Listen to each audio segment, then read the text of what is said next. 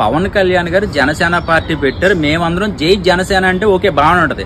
వేరే పార్టీ వాళ్ళు వాళ్ళ కోసం మాట్లాడకుండా మీటింగుల్లో ఫ్లోలో వచ్చేస్తున్నట్టు ఉంది. జై జనసేన అనేస్తున్నారు, ఓకే ఓకే ఓకే అని మళ్ళీ కవర్ చేసుకుంటున్నారు. అంటే కళ్ళలో కూడా వచ్చేస్తున్నారు. వేరే పార్టీ వాళ్ళు వాళ్ళ పార్టీలు గుర్తుండట్లేదు, కానీ జనసేన పార్టీ ఒక్కటే గుర్తుంటుందంటే ఓకే అర్థమైంది, విజయం మందే అని.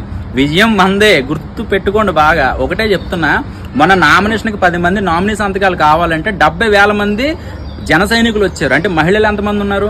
రేపో మాపో చిరంజీవి గారు ప్రచారానికి వస్తున్నారు, రామ్ చరణ్ గారు ప్రచారానికి వస్తున్నారు, సీరియల్ ఆర్టిస్టులు మొత్తం అందరూ కూడా ఆల్రెడీ పిలవకుండానే బోల్డ్ మంది వచ్చి ప్రచారం చేస్తున్నారు.